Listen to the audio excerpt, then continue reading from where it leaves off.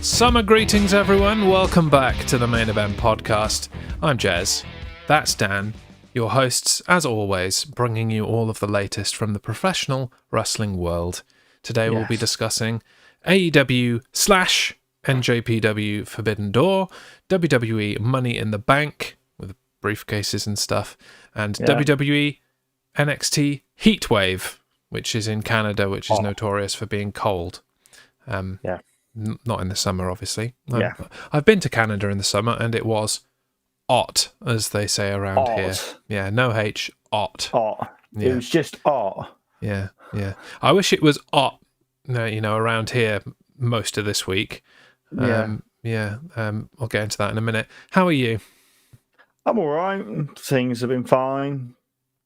Just watching wrestling, really.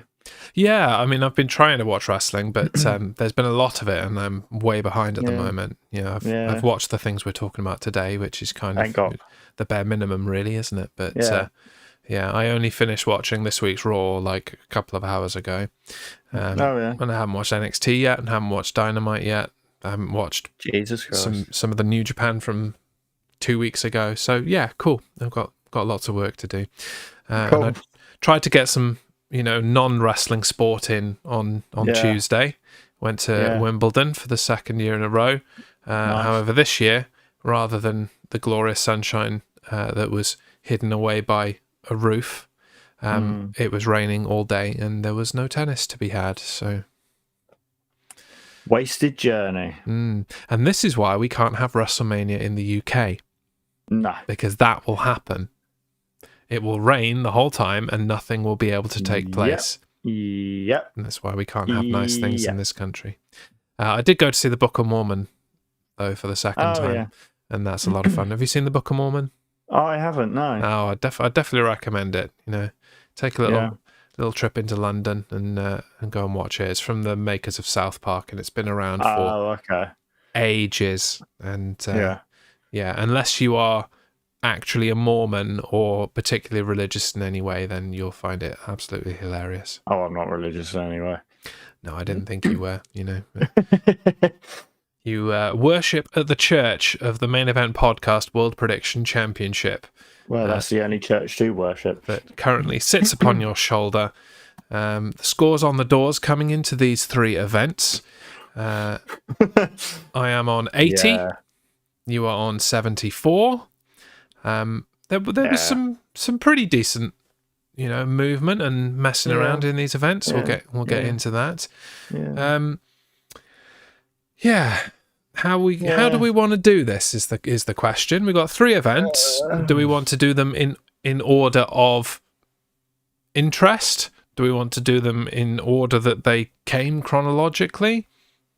I think go chronologically so we don't confuse anyone. Okay. Yeah, we can do that. That works perfectly. Before we do, I think we need to refresh.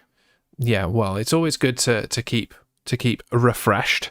And the best way to keep refreshed and hydrated is not anything that WWE would suggest, Prime or C4 Energy or any of that nonsense. No, sir, you need to refresh yourself on a can of Goat energy drinks. We've both got the Easy Goat at the moment. I still need to buy myself some more cherry, because that is my favourite. But there are many flavours available, including the Easy Goat Watermelon, sugar-free, caffeine-free.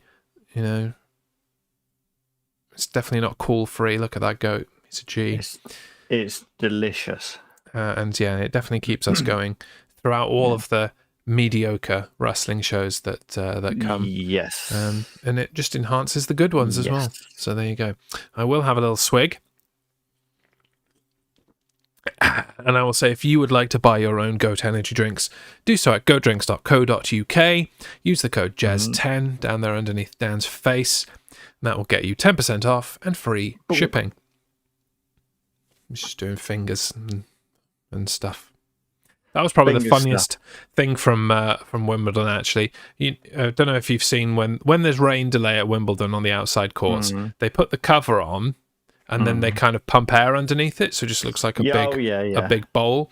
One of the people that was just sat in the crowd, like we were, trying to see if it would stop raining, like just opened like one of the vents and just started fingering the vent. And we shouted over to him, "Oi, stop fingering the vent!" And he was like, sticking his fingers in. It was quite a lot of fun. Okay, moving on. You got to make your fun where you can, Dan, you know, when you haven't actually got anything to watch. Anyway, as you suggested, we will kick off with AEW New Japan Forbidden Door. And as I said to you in private last week, it's going to be very difficult not to get into a bit of a rant at various stages of this.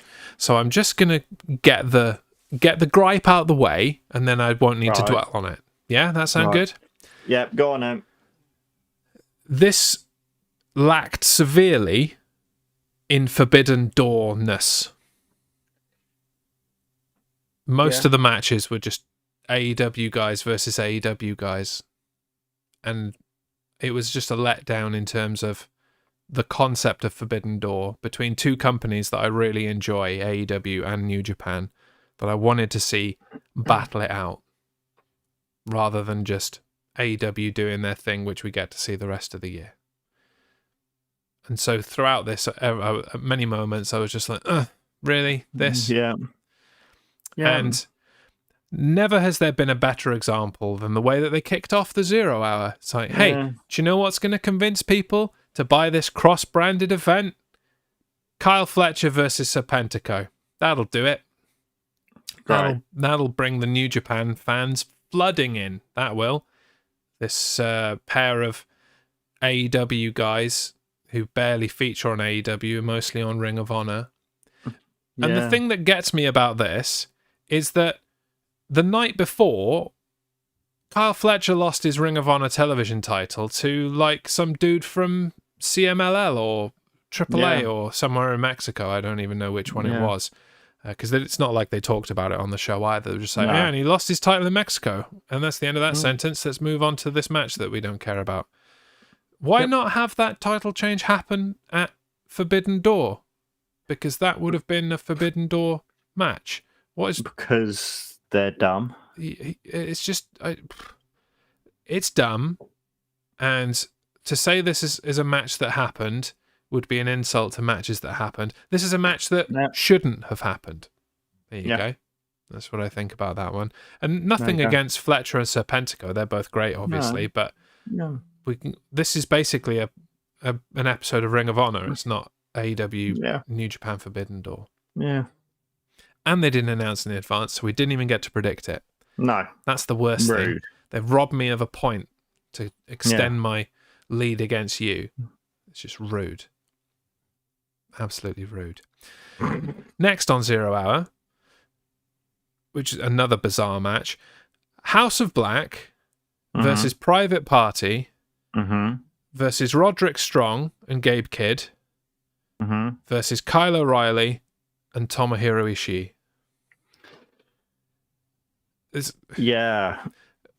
Wasn't exactly a huge New Japan presence in this one either, was there? No. It certainly wasn't the focus of the match. No. And why is Gabe Kidd teaming with Roderick Strong when he's got literally hundreds of his own teammates in Bullet Club? Because reasons. Like, where was the rest of Bullet Club? Where was even House of Torture if you wanted to have a tenuous Bullet Club link? Yeah. Like, teaming with Jack Perry. I know Jack Perry was busy in another match, but whatever. You could do double duty. I don't care. Do double duty. Yeah. Like, the only good part about this was seeing Gabe Kidd and him being there with the strong title, which he should have just defended on the show. He should have defended that title against one of the other people in this match, or against like Serpentico or Kyle Fletcher or something like that. Yeah. If they wanted to mix those people in, that's what should have happened. And the only other good thing about this match was that Tomohiro Ishii was in it. Yes, we always like a bit of Ishii. Tomohiro Ishii is not in the G1 Climax for the first time this year. Yeah. And so apparently he is staying on with AEW throughout the summer, which would be cool. Hopefully it's just because he struggled to get through the Forbidden Door with his shoulders. He is a bit bit stocky, isn't he? Like, yeah, there's a bit of a squeeze through that door. Yeah. Maybe next year they can do forbidden patio doors, and then it's a bit more room for him to get through. Forbidden conservatory doors. Yeah. Yeah. Although at the moment, and it's not something we're going to get into terribly today. Wait until next week for that. AEW is a bit of a forbidden revolving door, isn't it? You know. Yeah. Wrestlers come in from elsewhere, and then they go out to WWE. See you later. Yeah. Have a good one. We'll talk about that later. Yeah, you can. If you would like the Stephanie Vaquer conversation, come back next week to the Main Event podcast for what will be a general chat about all the other stuff that's been going on in the wrestling world that doesn't really fit into these pay-per-view premium live events. Anyway, anything else to add about this match? No, just good to see Ishii. Yeah, otherwise... That's the highlight of this match. A match that happened elsewhere. Yeah. We both predicted the winners, House of Black, therefore that we get on the board as the ones at Forbidden Door. Forbidden Ones. 0 Hour continues with Chris Statlander and Momo Watanabe versus Willow Nightingale and Tam Nakano. Nakano? I'm going to go with Nakano. Good evening, Mookie47. It's a cool name. Hello. I'm trying to see what your profile picture is. Looks like the Scream dude or something. Welcome in. We're talking Forbidden Door at the moment. We'll be moving on to Money in the Bank and NXT Heatwave later. Feel free to share your thoughts, ask questions. Tell us that we're wrong about hating on certain people, etc. All opinions are welcome. Why you're wrong. Yeah, we do like doing that as well. Yeah, so this match is finally a true mixture of AEW and New Japan brackets, affiliates, people, because obviously they're not New Japan, but they are Japanese-based. Stardom, aren't they? Yeah, Stardom, and there's a bunch of women's promotions. I think these were both from Stardom, but I wouldn't want to say that with any degree of certainty, being that I don't religiously follow the Japanese Joshi scene. That said, it's not a huge amount to talk about in this match. It was fine. It was decent. I get what they were trying to do. They were trying to have a bit of Forbidden Doorness and continue the Chris Statlander Willow Nightingale rivalry, but this could have also not been on the card, and nobody would have really batted an eyelid. But there you go. We'll move swiftly forward. We both went for the winning team of Nightingale and Nakano, so that takes us to 2 apiece. Dos. Or ni, if we're doing the Japanese thing. Mookie47 says, I'm a big fan, 100% of AEW. To me, it's in a sad state right now, and there's absolutely no direction. But there have been so many wrestlers there that I have to support. Yeah, that's pretty much. I don't want to speak for you, Dan, but that's pretty much where I am with AEW right now. I really want AEW to succeed, and the only reason it's not succeeding right now is because of itself. I feel. Yeah. Again, nobody. It's not like anybody out there from WWE is doing anything that is hindering it or sabotaging it. They're getting in their own way quite a lot. Yeah, and they're just doing it themselves. And Forbidden Door is a good example of that. As I mentioned at the top of the show, wasn't a Forbidden Door, really. It was mostly AEW business as usual. And this next match really exemplifies that. Okay, it was the Owen Hart tournament, and it had to happen at some point. Mariah May versus Saraya. Still on the 0 hour. Still on the 0 hour, yeah. Show us you care about your Owen Hart Cup by putting it on the 0 hour. Even though it's not an hour. No. How long was it this time? Like an hour and a half, 2 hours? 90 minutes again. 90 minutes. 90 minutes. Doesn't have the same ring to it. It doesn't. It's probably why they ignore time and space to just call it 0 hour anyway. Yeah. My gripe here is that why isn't the Owen Hart tournament its own event, pay-per-view? It should carry its own gravitas, and you could combine it as do a Calgary Stampede pay-per-view and have the Owen Hart tournament culminate at it, or be at the whole thing like the King of the Ring used to be, from quarterfinals through to the end in one night. But I feel like there should be more to this Owen Hart tournament. They hype it for so long in advance, and then when you get to the tournament, it's like, oh, here's a match on Collision, here's a match on Rampage, here's one at a random pay-per-view, and oh, it's finished now. And it finishes just on Dynamite or something. It's just... Give me some gravitas, guys. Come on. Yeah. Definitely should be its own prestige. But yeah, this was a decent match, as you would expect from, Mariah May and Saraya. I know that she's not quite at the same caliber as she was in the early portion of her career, but she's definitely easing back into the wrestling. I think they've taken it easy with her. Obviously, the biggest match she had was at All In last year, but I feel like she's doing a decent enough job in the ring and holding her own, and isn't tentative about her neck or any of that kind of stuff. So this was decent enough. I thought it was going to be a way to add fuel to the fire for later in the night of, who will Mariah May cheer for? I thought that, Toni Storm might accidentally cost her, or, Mina Shirakawa would accidentally cost her, or something like that. But hey, why bother with, storylines when you can just have a match that ends and makes Saraya look bad? Seems like the way to do it. And in that vein, you went for Mariah May and we'll pick up a point. I went for Saraya and we'll get nothing. You're on 3. I'm on 2. My main issue right now, says Mookie, is they're concentrating so much on Chris Jericho and that pointless learning tree that they're taking away from the real talent like the House of Black. It's always been the issue, though, hasn't it? You focus on the wrong things in general in the roster. It's not just Chris Jericho, although I do agree with you that the focus should not be on Jericho at all right now, unless Jericho is managing a team and that team is the focus. I don't understand the direction of any of this really. Oh boy, the 0 Hour continues. Main event of 0 Hour. At least this was Forbidden Door. This was the most Forbidden Door of all the Forbidden Door, I would say, in the whole thing. Because this had 3 promotions involved. Los Ingobernables de Japón versus the Lucha Bros and Místico. This was actually really decent. It was pretty decent, to be honest. I think you could have just had this on the 0 Hour and called it quits, really. I don't think we needed any of the other superfluous stuff. It was actually Forbidden Door. The only thing that didn't make sense to me is why LIJ, the established team, didn't win. Where are you giving New Japan wins on this card if it's not here? Because it's AEW and they don't know how to book stuff.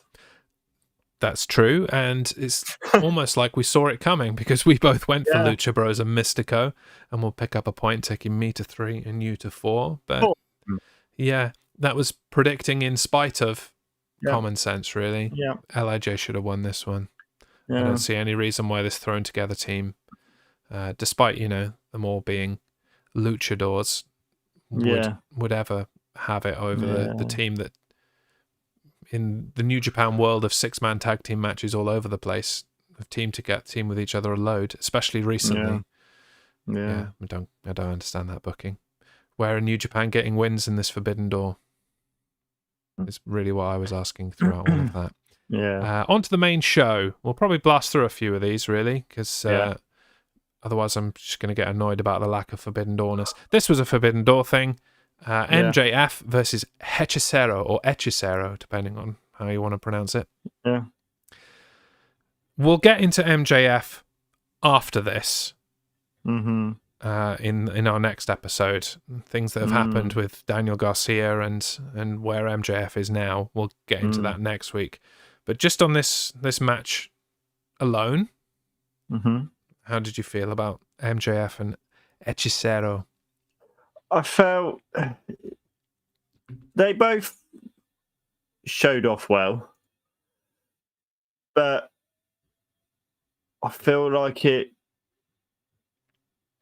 MJF could have been with someone a bit more high standing. Yeah, I agree with you. Either that, or there could have been more story coming into this. Yeah. They announced this match quite some time ago. They could have spent a lot more time actually establishing who Hechicero is, what he stands for. Like, the whole alchemy thing is interesting. Yeah. It's quite a unique gimmick in the wrestling world, and we didn't really get to know anything about that. No. It relied too much on the idea that, you're already watching CMLL, aren't you?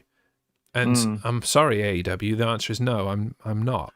No, I'm not. I would love to have the time to watch all of the wrestling, literally all of the wrestling, but I've got to pick and choose. And CMLL, unfortunately, is just not making the cut. I just don't have time for that. So when you bring in their guys and you want to make them look good, putting them against, one of your top 3 guys in the company in MJF, let's have a little bit more about him. And also, let's have Hechicero actually piss MJF off a little bit in the run-up to this. Yeah. He was playing the heel in this. Yeah. And there was no real reason to boo Hechicero. So what was the point? This was just, oh, look, we need to put people from different companies against each other. Yeah. Here you go. Yeah. Here's MJF and Hechicero. Have at it. Yeah. The highlight for me was MJF using the Panama Sunrise. Yes. It's like, clearly, we're still keeping that Adam Cole thing on the back burner. Or I thought we were, until stuff happened on Dynamite afterwards. And I'm like, right, well, I guess that's never happening then. We both went for MJF because it was pretty damn inevitable, really. It takes me to 4 on the show, takes you to just 5 points. Is that my t-shirt, by the way? Hell yeah. Just 5 guys on a t-shirt. The Acclaimed and the Scissor Race versus the Elite. We have a New Japan Pro Wrestling wrestler. Yeah, but he was the only one out of the 6 of them. And he lost. Yeah, he always loses. That's nothing new. This is Tanahashi and the sunset of his career. That's nothing really new. It was a fun match, but it was utterly meaningless ultimately. Why was this not Tanahashi and Okada for the Continental Championship? Because it would have been cool. If Tanahashi was going to take the L anyway, then just continue on that rivalry. Yeah. They had their match in Okada's, on his way out of New Japan. They're like, well, we'll probably never get this again. It's like, well, how about you have it now again?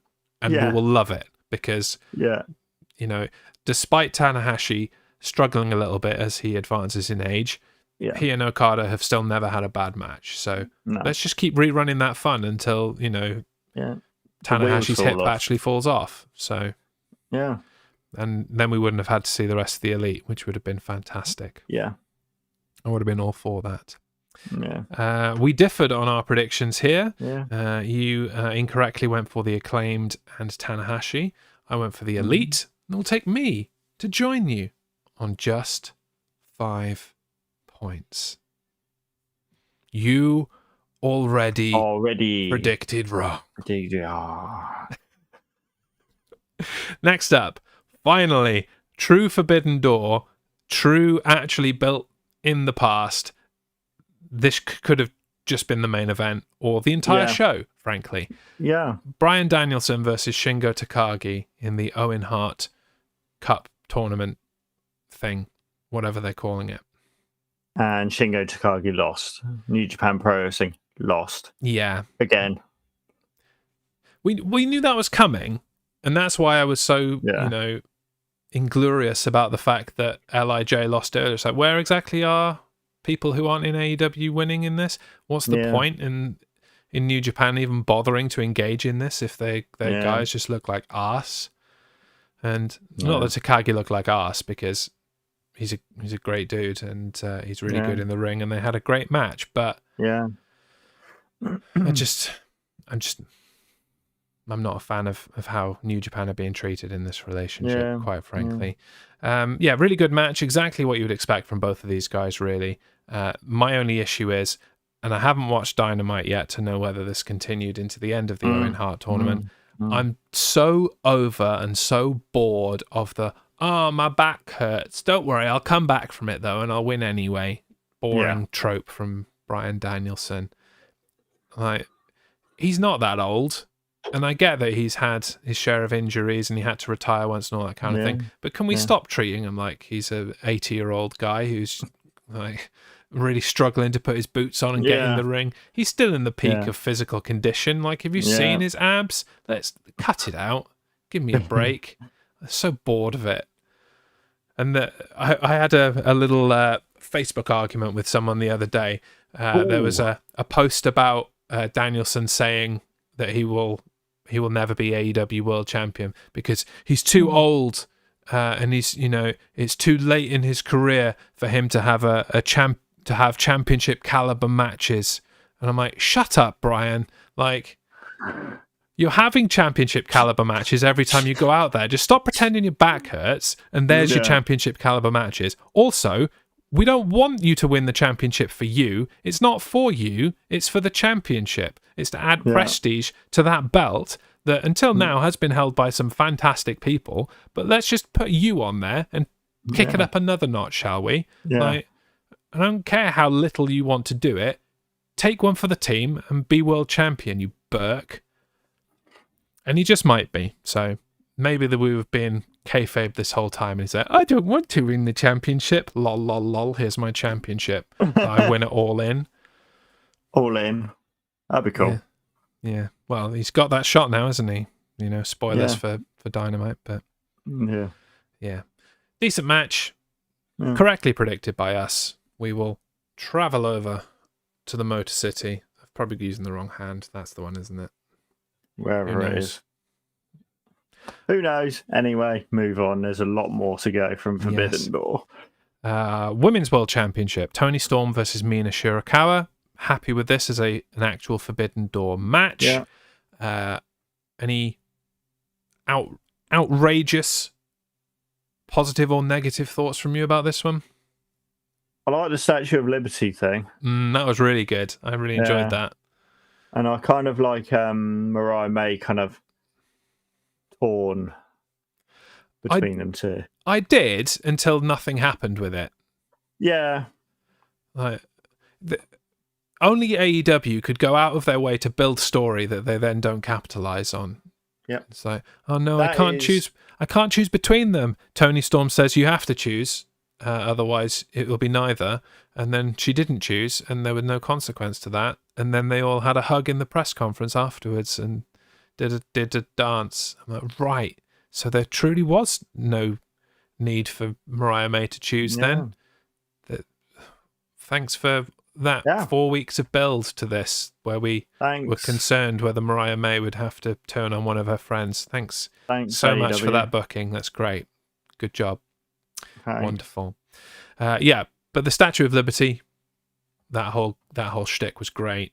I do feel like Shirakawa was a credible threat to Storm's title reign. We know that she wasn't going to win it, but I like matches, even if they're obvious, where you've got that little hint of doubt in the back of your mind. It's like, oh, maybe they're gonna swerve us, and we're gonna get a new champion. But it at least made you question it a few times during the match.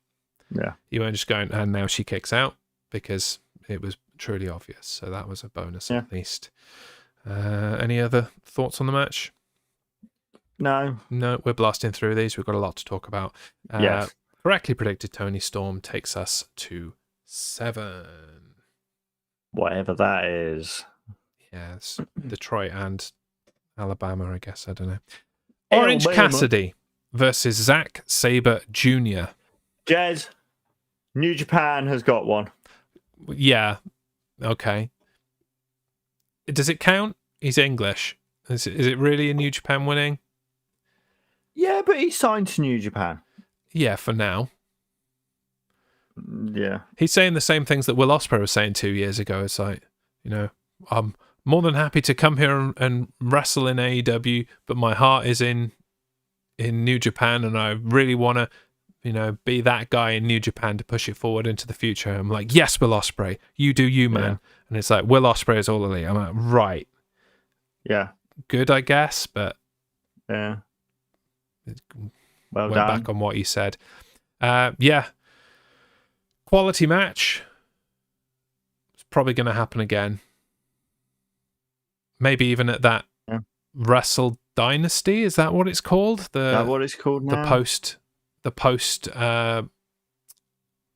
Tokyo Dome show in January, post Wrestle Kingdom show in January that they're doing, which is basically New Japan's version of Forbidden Door, but with well, no, it's exactly the same with CMLL and with ROH, even though that's just AEW. But hey, you got to put another logo on that logo. More power to you. More logo on the logo. You enjoy that extra bit of justification. You enjoy that spacing. logo. Yeah, it's good stuff. Yeah. It was a good match. You know, I don't think it was a match of the year candidate. I feel like there could have been more out of these guys than we got, and I do feel like that's because they're saving it for the final encounter between these two. Yeah. Which will go on for a very long time, and I will enjoy it with my hands in my pockets. Yeah. Glad that New Japan got a win. Is that the only one that they got, truly? Just a pure New Japan talent? Yeah, I mean, there's... Oh, no, there is the there's IWGP. One more. Yeah, there's one more, but... That's it. Yeah, not a hugely brilliant look for New Japan in this. We correctly identified that Zack Sabre Jr. would carry the banner for New Japan and get this win. So now it's Fortune. Fortune. Do do do do. Boom boom boom. No, it's the Men in Mafia. Wrong theme. I was about to say the wrong one there. Next up, back to what Mookie was saying about Jericho and the learning tree. Samoa Joe, Hook, and Shibata versus Jericho, Bog Bill, and Jeff Cobb. Cotton on the cob.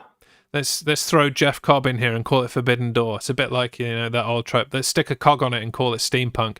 It's let's throw a single New Japan guy in here and call it Forbidden Door. And that happens so much in this. Yeah. The only thing that was worth a damn in this match for me was getting to see Hook suplex Jeff Cobb like it was nothing. Yeah. Just like a boss. And using the Judas effect on Jericho. Yeah. Like Hook using the Judas effect on Jericho. That was cool too. Other than that, this was the matchiest of the matches that happened on this show. I certainly don't know why it had such high billing on the show. This was a 0 hour match if it ever was. Which is disappointing, really, considering it has the last person to be world champion in it. And it's got Jeff Cobb in it, who is the reigning New Japan World Television Champion. Again, why not have a World Television Championship match? It was have it against Samoa Joe because he was the television king. The king of television. Yeah, exactly. I mean, you've got to have it against someone that you're willing to give the L to, because Cobb obviously isn't going to lose this belt in America. But it could have been Cobb against Shibata. Could have been Cobb against Hook. Just not Joe. Otherwise, not that they're treating Joe like a former world champion. No. But I don't think he needs to take a loss for a mid-card championship. Months after losing his belt. That would be a bad look. Yeah. And we got this wrong. Did we? Yeah. Did we? No, you've underlined it. I've underlined Joe, Hook, and Shibata, but not given us points. So I don't know what that's about. It doesn't matter hugely. We both went for the same one regardless. So point or not, who cares? Let's call it 8.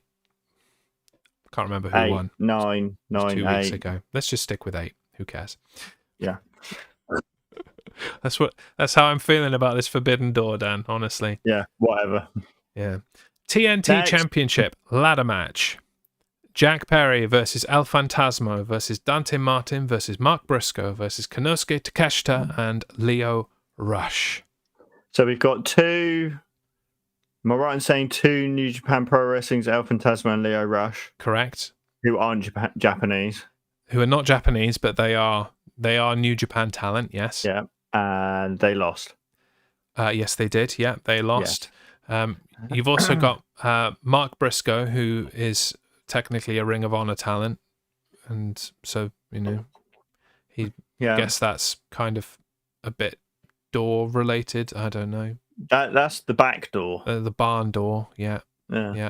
And anyone for tenuous, but Konosuke Takeshita's in the G1 tournament this year. Yeah. So it's kind of, and he's Japanese.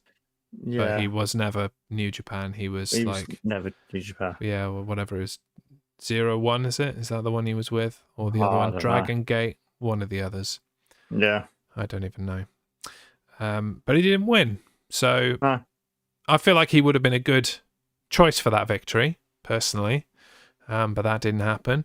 I was really happy to see El Phantasmo in this. Because he hasn't really had the best time of it in the last couple of months. No. And it makes me really sad when he does the broken heart thing. I'm like, oh, all of your boys are gone. Like, poor El Phantasmo. Everyone's left him. Everyone's deserted him after he got kicked out of Bullet Club for being too nice. Like, no, you're too nice, mate. Stop giving the crowd your hat and stuff. Get out. Yeah. And he's like, oh, nobody likes me. Yeah. And then the Gorillas of Destiny liked him. Yeah. And they brought him in. And then they've all sodded off to acknowledge Solo Sikoa. So, right, okay. Stay there then, I guess. We'll talk about that next week. We will talk about that next week. Were you a fan of my phrasing then, were you? Yeah. Yeah. Sod off and acknowledge Solo. There you go. Other than that, this was a pretty standard multi-man ladder match. I mentioned on our last episode, and I suppose it's not really AEW's fault, but it's kind of everybody's fault in professional wrestling. I am over multi-person ladder matches. We're getting too many of them, and we're about to talk about a show that had 2 more on it as well. I'm like, oh my god, please, can we just put the ladders away for a few years? As much as I like the Money in the Bank ladder match, can we just not for a few years? Find another way to decide who gets to be Money in the Bank. Just let's mix it up. Ladder matches for the next 2 years have to be one person versus another person only. Otherwise, the ladder stays under the goddamn ring. Yeah, I'm making a decree. Okay. I'm not sure anyone's going to listen, but I have spoken. No one's going to listen. It has been decided. There will be no more multi-person ladder matches. Find another way. Yeah. I'm bored. I'm going to sleep if you put another one on my television. Job done. Highlights of this match. Blue Thunder Bomb through the tables from Takeshita to El Phantasmo, which was dirty. That's one of the dirtiest table shots I have seen in a very long time. The outcome was inevitable, and considering they just tried to award Jack Perry the championship in the beginning, maybe they should have just let that happen, because then it would have, we wouldn't have wasted our time for the last 4 weeks building up to this when we knew he was going to win it anyway. Yeah. Did get us a point though, and we're counting this one, so that takes us to 9. Is it 9? Yeah. I haven't counted this high in a while to really rack my brain on how to do it. 3 matches left, Dan. Oh my god. It's been nearly 40 minutes. TBS Championship, New Japan Strong Women's Championship, title for title, Mercedes Moné versus Stephanie Vaquer. Who we will talk about next week. At length, yes. At length. There's been an interesting week for Stephanie Vaquer. Credit where it's due. We do not speak very highly of Mercedes Moné on this podcast, but she wrestled a great match. Yeah. In the early going. She wrestled a great match for the first 10 minutes. Yeah. And then she lost strength and stamina towards the end, and it showed.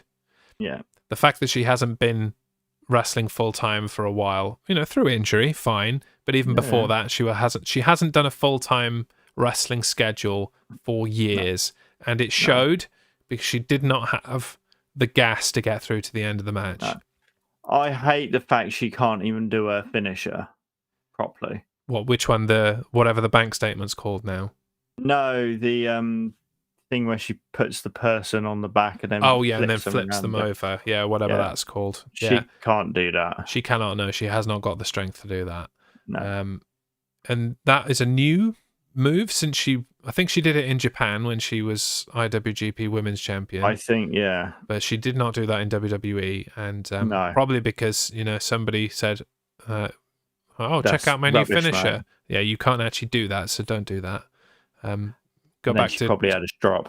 Probably, yeah. She probably put her belt down on the table and walked out. Yeah, probably. And I don't see what's wrong with the bank statement or whatever she's calling it. Is it the money maker or is that flippy move? Money maker? I don't know. I don't care. Yeah. Can we just get to the real important part of this whole thing? Go on then. Britt Baker coming back. That was really the important part. And, talk about AEW not getting out of their own way. Like, we're trying to build Mercedes Moné as the biggest star in wrestling, male, female, or otherwise. Mercedes Moné is the business. You've just unified these titles, or not unified them, but you know what I mean. You've just won both of these titles together. You're there, and then you're overshadowed by Britt Baker coming back. And she didn't need to come back then, and it didn't really do anything for Britt Baker to come back then. Right. Oh, man. Just get out of your own way. Honestly. Yeah. Like, wonderful to have Britt Baker back. Should she have returned and overshadowed Mercedes Moné? No, probably not. Oh. Probably not. But that said, it's not like Mercedes Moné is doing a good job of putting herself over anyway. In the run-up to Forbidden Door, she went on a radio show and confirmed that she has got what is basically a Hulk Hogan contract in AEW. She has creative control. So, like, right, because we didn't hate you enough before when other people got to decide whether you win or lose. Now you get to decide whether you win or lose with your ego? Honestly, no. No, absolutely not. What a load of nonsense. That TBS championship might as well be retired now because it's not going anywhere. Yeah. I wouldn't think that she's got creative control over the Strong Women's Championship because that's not AEW. So maybe she can lose that, but... Yeah. Basically, she's going to have the TBS Championship for the rest of her life. And she'll probably win the Women's World Championship to go with it and hold it all because it's written into her contract that she can't be told no. And we all remember how well that went for WCW and Hulk Hogan, don't we? Yeah. Yeah. Yeah. Because she's a stroppy little female dog. I wonder when the WCW Bash at the Beach 2000 moment will come for Mercedes Moné. Which, maybe. While we're at it, shout out to Vice for their Who Killed WCW series. I don't know if you've watched it. No, I haven't. If you haven't, you should. It's fantastic. I've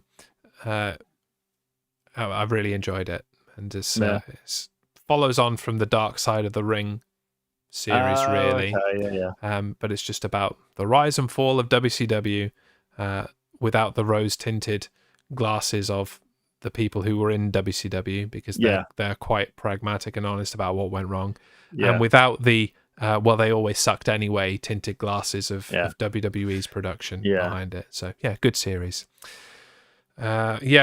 Inevitably we went for Mercedes Moné, so we'll pick up another point each there. 10. Ty Dillinger. Been a while. Have we ever done a 10? No, we usually just go double 5 guys. Yeah. But I mean, have we ever got 10 right before? I know that AEW events are usually got 20 matches in them, so chances are good that we'll get half of them right, but still. I don't remember doing 10 before. We're going to struggle with getting the next 2 ones, then, aren't we? Yeah. This whole thing was inevitable. I don't think we've dropped many points at all, really. No.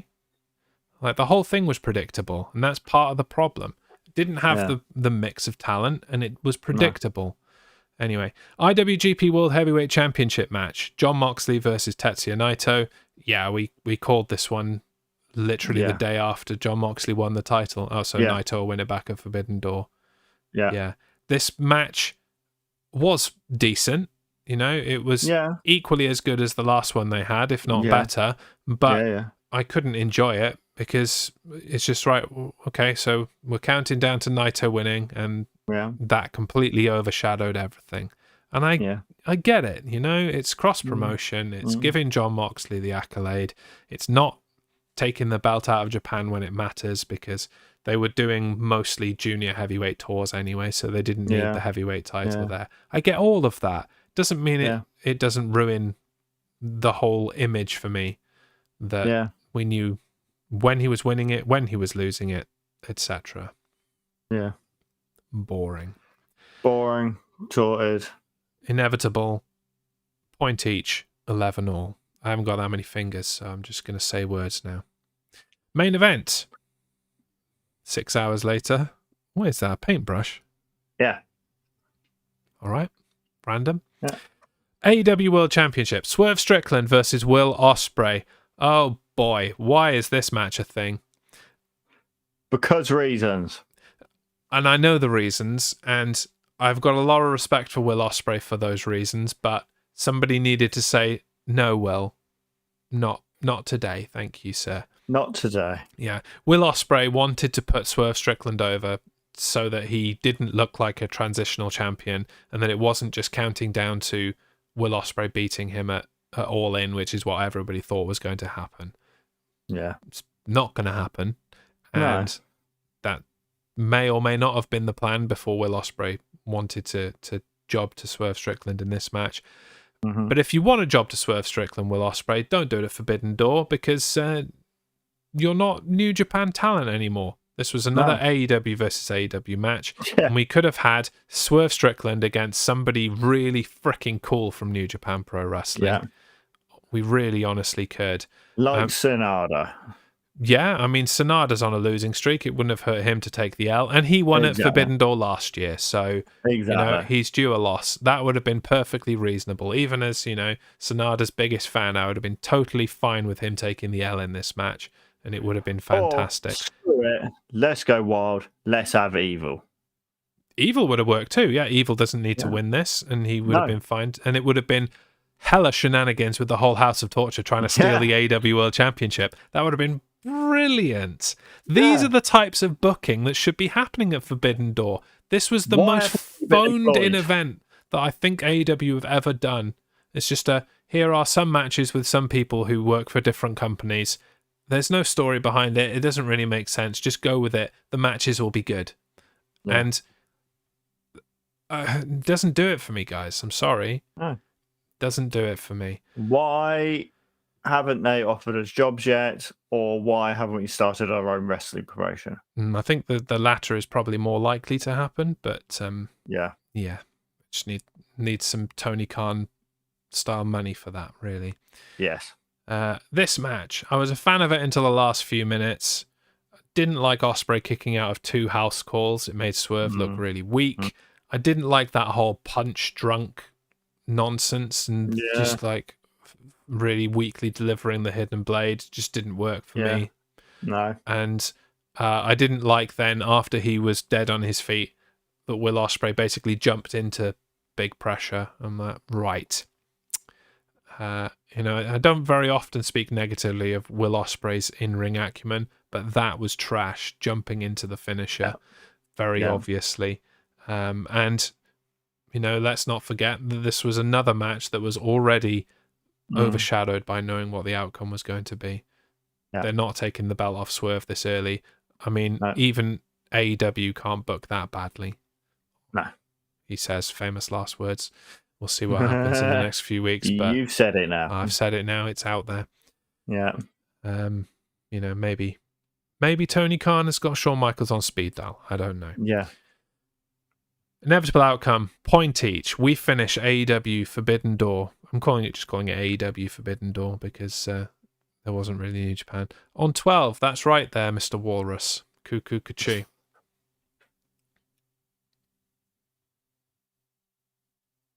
Someone screen cap that, honestly. Right. Let's move on. You wanted to go chronologically. So next up we have WWE Money in the Bank. Oh. You know, I don't think this is going to take us very long either. And I know that AEW did take us a long time. It didn't take us very long. It took us 50 minutes to get Yeah, but that's because there were 50 matches, Dan. Okay? There were only 5 at Money in the Bank. So, law of averages, it'll take us about 10 minutes, if that. Right. Okay? Let's go. Money in the Bank ladder match. Men's version. Jey Uso versus Carmelo Hayes versus Andrade versus Chad Gable versus LA Knight. Yeah. And Drew McIntyre. Yeah. Do I need to say what I said earlier? No. Rinse and repeat. No more ladder matches. Thank you. Great spots between Andrade and Carmelo Hayes. Two young talents, or young in Carmelo, and still trying to find a place on a major roster in Andrade. They had great moments between them. Chad Gable German suplexing a ladder was just utter brilliance. I think he's done that before, but it really works in this one. The belly-to-belly suplex to LA Knight outside of the ring through the ladder, that was dirty with a capital dir. And I suppose my only real complaint about this was that it was a totally, totally bad outcome, and Drew McIntyre winning completely spoiled what the rest of the night was going to be, because we know what's happening now. We know where this is going. It really limited all the options of what was going to happen.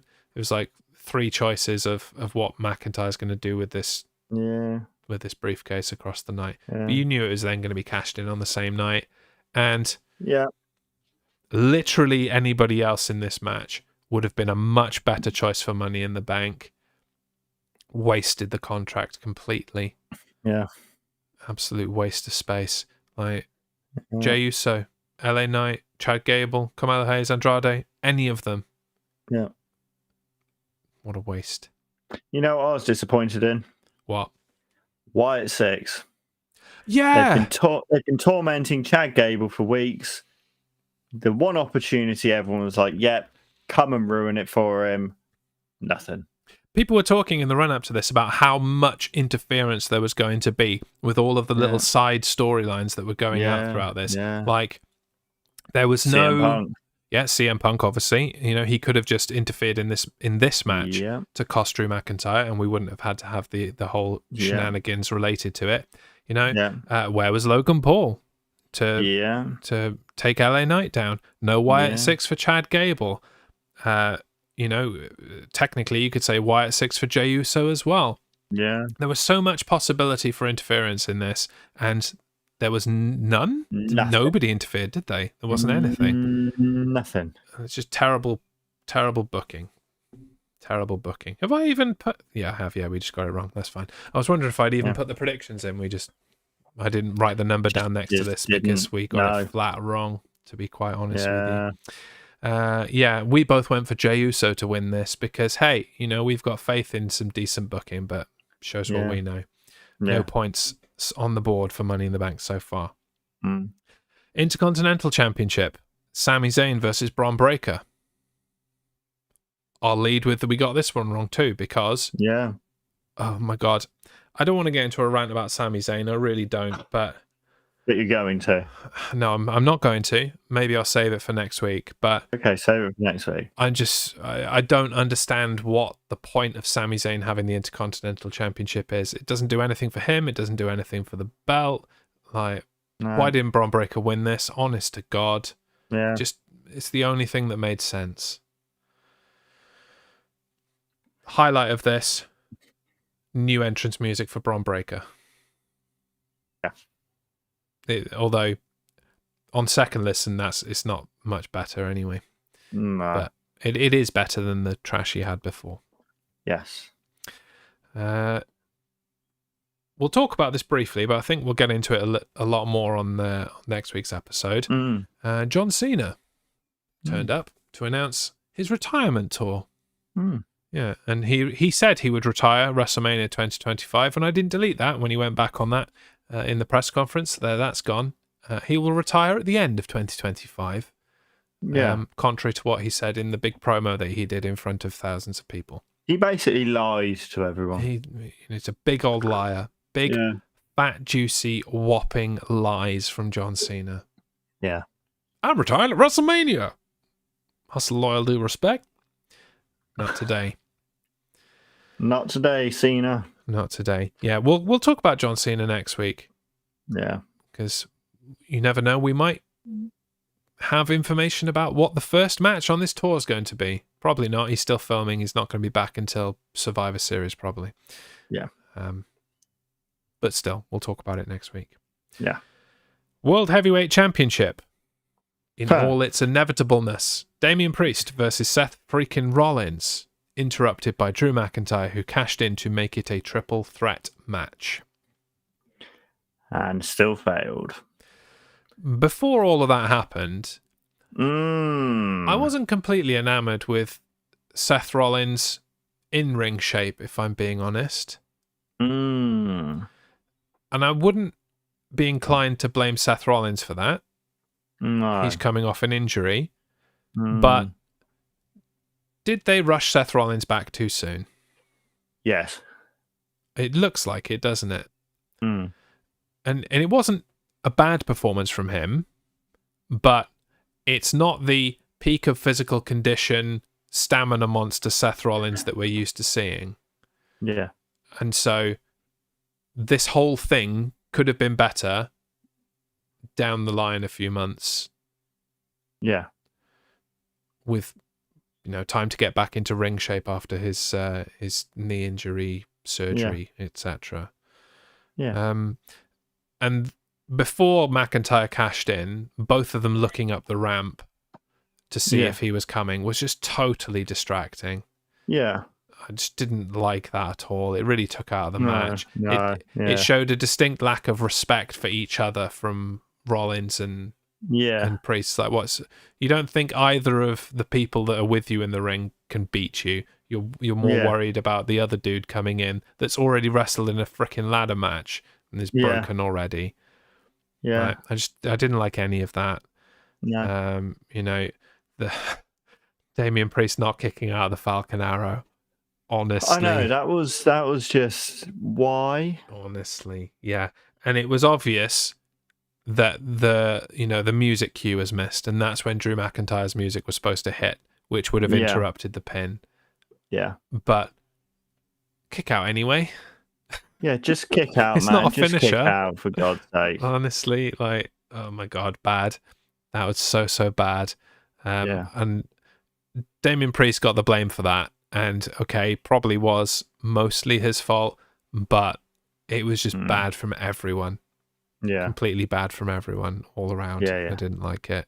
I just didn't like any of this, any of it at all. No.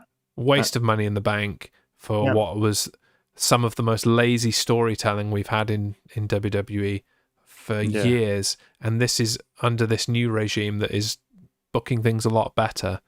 It was like a massive slip back. It's like we were in the lamentable times of 2019 when you and I were basically crying in our hands after watching Raw.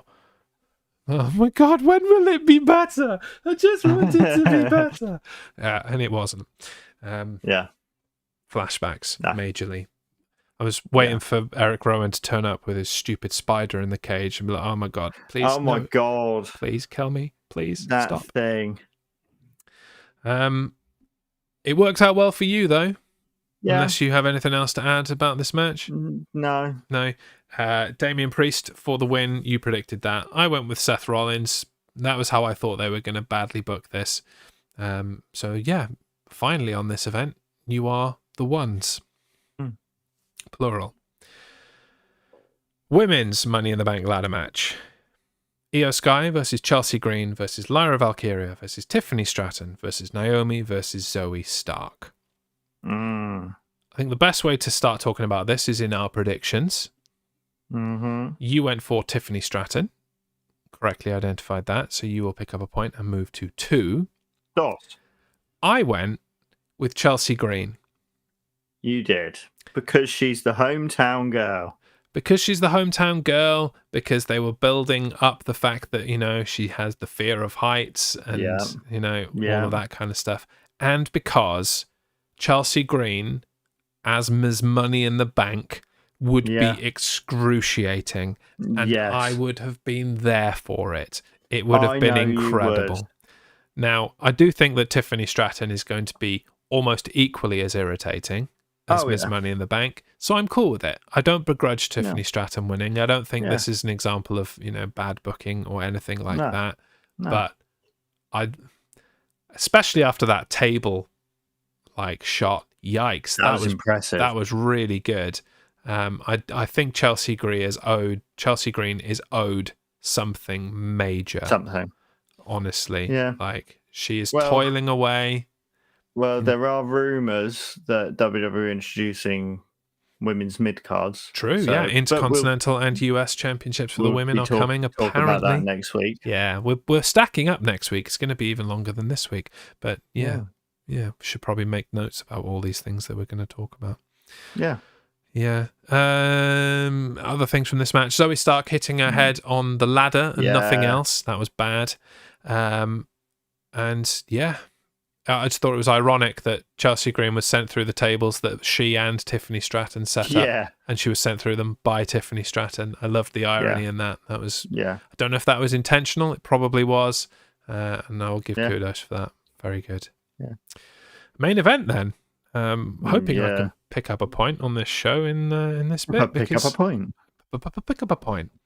Cody Rhodes, Randy Orton, and Kevin Owens versus what other people are calling, not me, you understand, the Bootleg Bloodline, which was any three of Solo Sikoa, Tama Tonga, Tongaloa, and Jacob Fatu.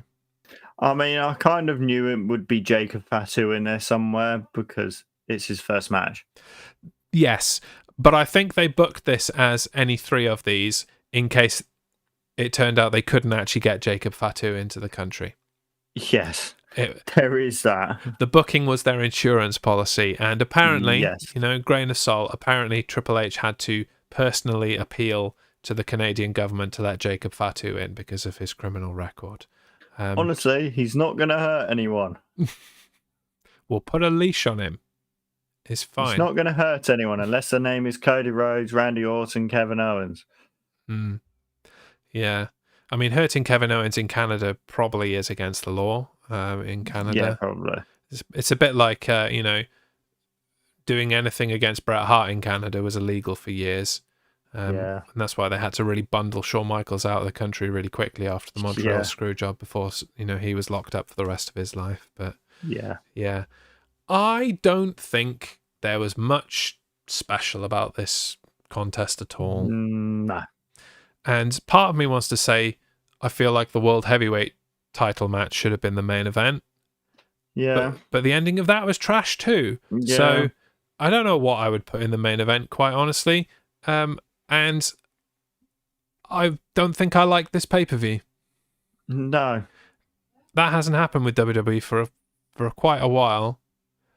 But apart from the women's Money in the Bank ladder match, I'm like, the rest of it was totally forgettable and had a lot of nonsense going on.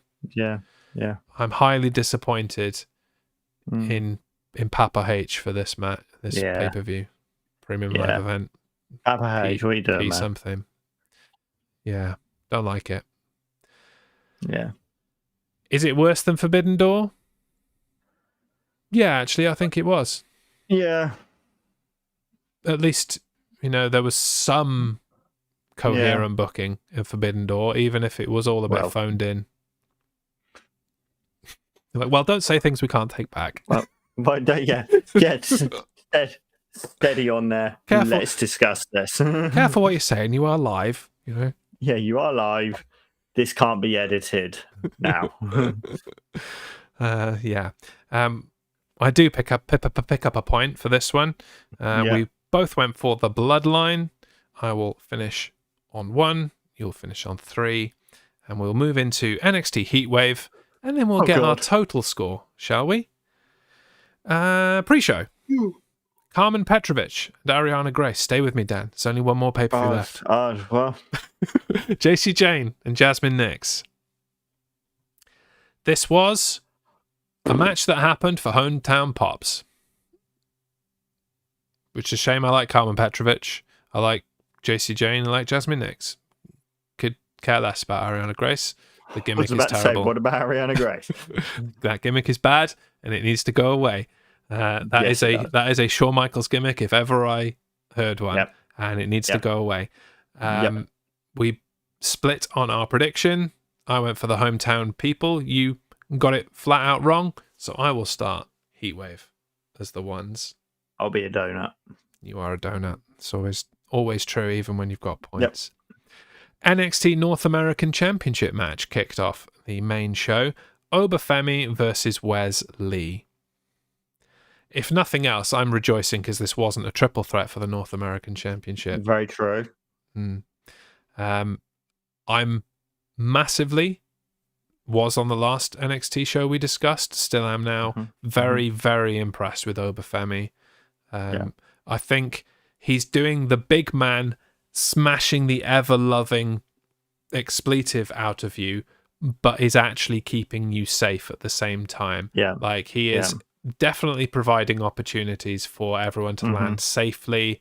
He's not, Nia Jaxing people around and throwing them into the bottom rope and all that kind of nonsense. He's very polished for someone who's only been doing this a matter of months, really. Yeah.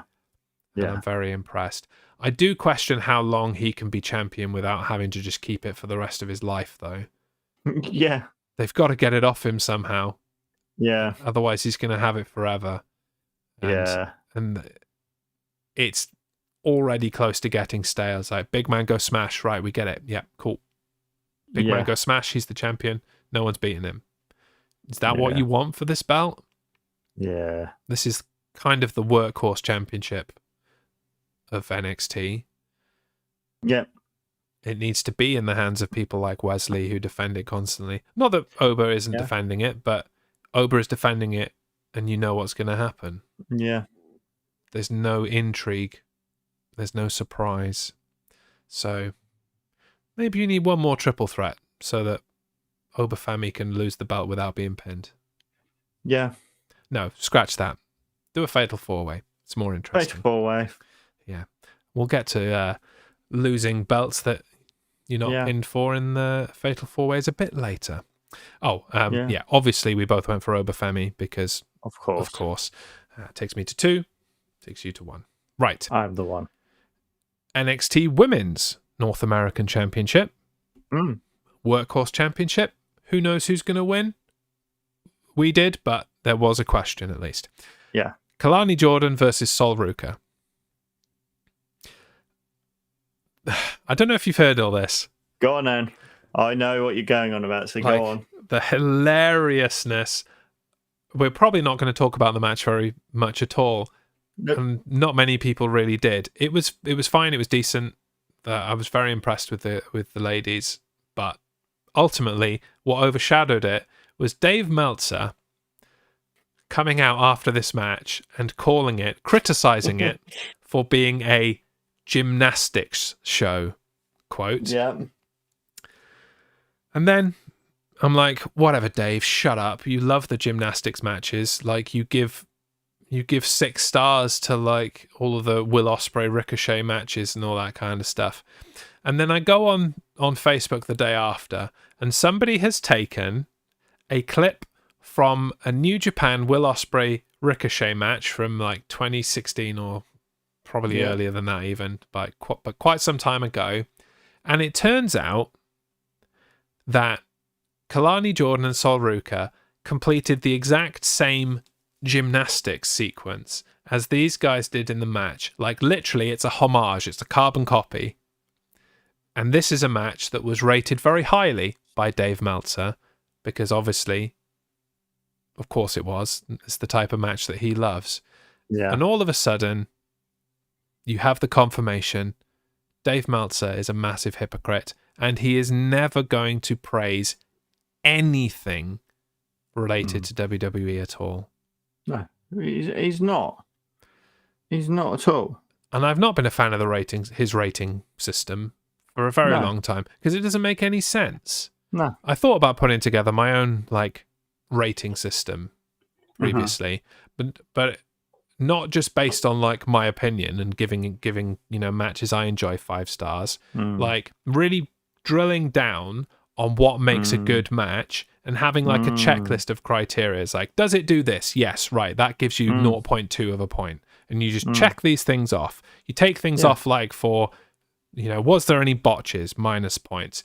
Did the story of it make sense? No, minus points. Was there any outside interference that didn't need to be there? Was the finish decent, or was it a dusty finish or DQ finish, and that would deduct points and all that kind of thing? So that you would end up with an empirical score on a match that you could compare across any match you wanted, and there would be no arguments about what level of match that was. Yeah.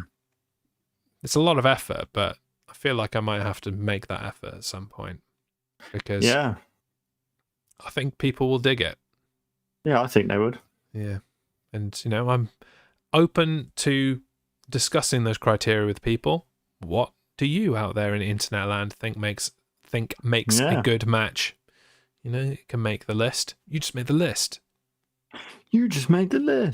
And we'll get a proper community rating system going, and we won't have to just listen to Dave Meltzer's wet dreams, basically. Can I say that on a PG show? Probably not. Anyway. You can now.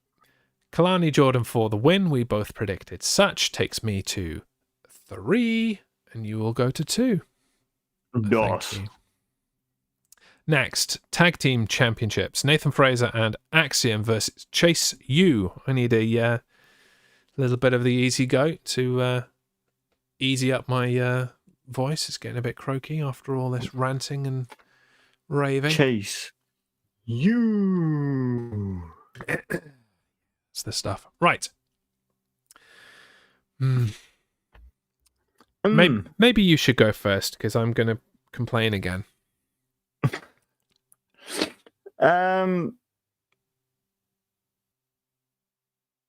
You've only got complaints too? I'm just bored of just Axiom and Nathan Fraser. And Chase U. I'm bored of it all, and quite frankly. Like, I think the only person I liked in all of this was Thea Hale. But I always liked Thea Hale. Is that just because she was there, though, or because she did something particularly interesting for you? Because she was there. Yeah, okay. And she's just a can of Red Bull. You mean a can of Goat energy drinks? A can of Goat energy drink. Yeah, that's better. Stay on brand, Daniel, for God's sake. Yeah, I'm bored of Axiom and Nathan Fraser. Yeah. Mostly that, you're not into this team. Like, you want to win championships on your own. I'm like, yeah, so? Who cares? Shut up, Axiom, you moron. What a rubbish complaint to have. What? Yeah. You want to get more practice in on this wrestling thing that we do all the time? No. Hate it. Don't like it at all.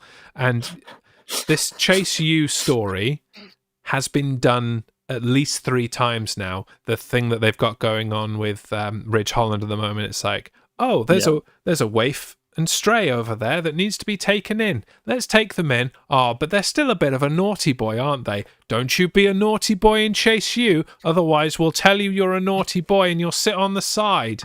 And that's where we are with Ridge Holland at the moment. He's been a naughty boy and he's going to sit on the side. But, give it a week. I haven't seen this week's NXT. It may have happened already.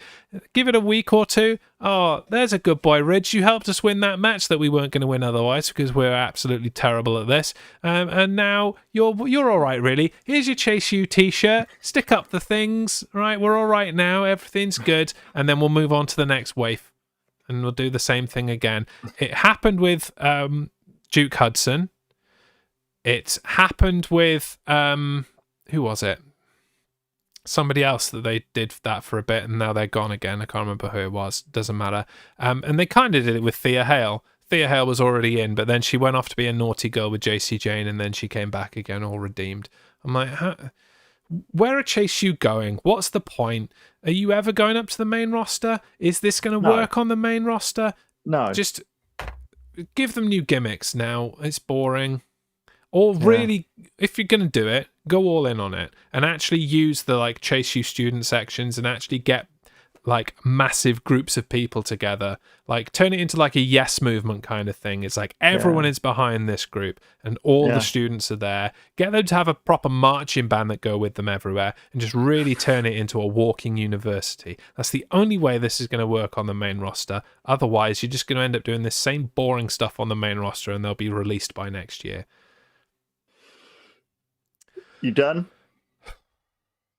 I didn't think I was going to get that heated about that, but here we are. Yeah. Shall we move on? Well, before we do, let's give me another point, shall we? I went for Nathan Fraser and Axum to retain, and they did. You did not. So I will go to 4, and you will stay on 2, to which I will say a thank you. You'll love to see it. NXT Women's Championship, Roxanne Perez versus Lola Vice. We don't need to talk about the outcome of this one, do we, in the predictions and all that kind of thing? Yeah, we do, because I got it right and you got it wrong. I don't begrudge it necessarily. I just felt like they were building towards a Lola Vice win. They gave her the little sob story and they turned her into a bit of a baby face. And I thought, she was going to overcome that adversity and win it. And nope. But no, that didn't happen. Roxanne Perez still champion.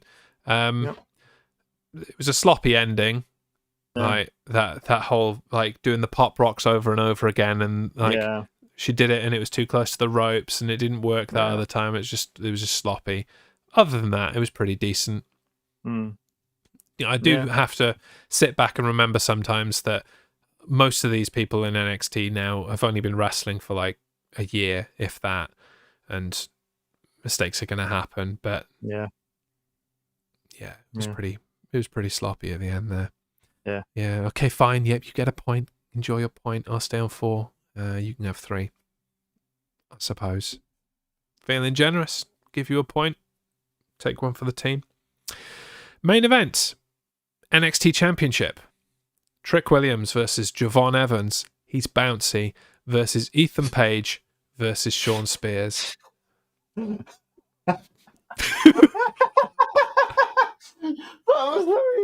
the way you just went. Javon Evans, he's bouncy versus Ethan Page. Yeah, that whole he's bouncy thing is a bit like when Gabe Kidd looks into the camera and goes, "I'm a madman," It's like it has to be in there and he has to say it, but he said it so much now that he's just kind of saying it out of the side of his mouth. Like, he's bouncy. Like, it's just so deadpan now. Like, Javon Evans, he's bouncy. Gabe Kidd, he's a madman, And now whenever they say he's bouncy, I just have to say, he's bouncy. Just one of those things. Did you like this match? It was okay. I quite liked it.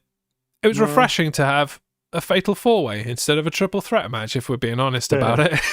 I don't think they've had a fatal 4-way match in NXT for years. Can't remember the last one that they had. What did you think about the outcome and Ethan Page winning the NXT Championship?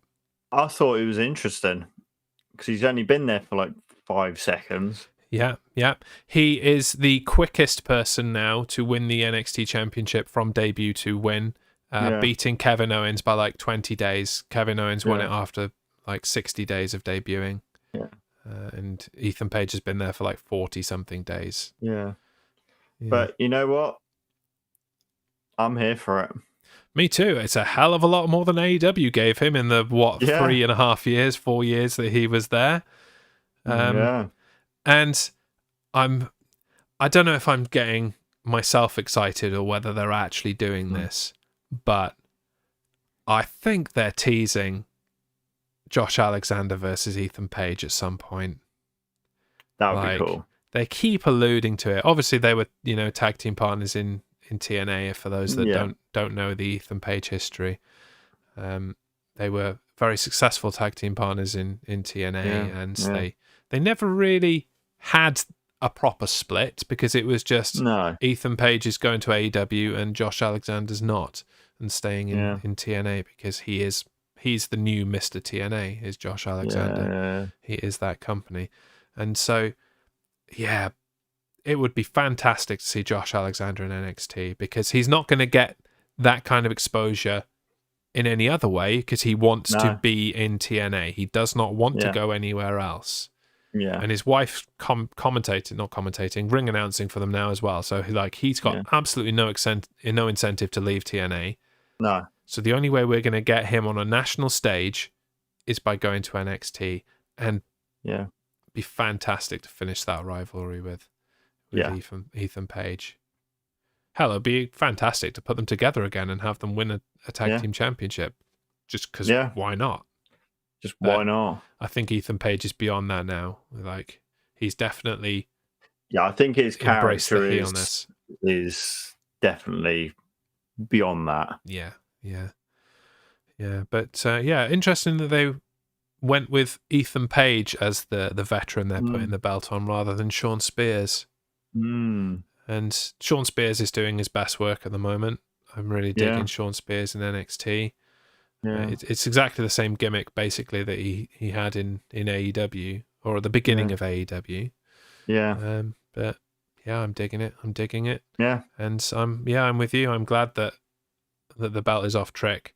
Not because Trick doesn't deserve to be champion, but I think he's better chasing the championship, to be honest with you. And he's better in these little side rivalries than being the champion.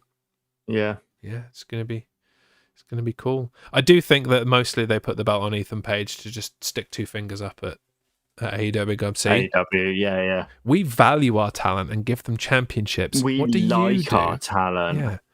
Look, you do Jack nothing. Jack nothing, indeed. Jack Frost. You do Jack. It's not Christmas. You do Jack something. Jake something. Jackfruit.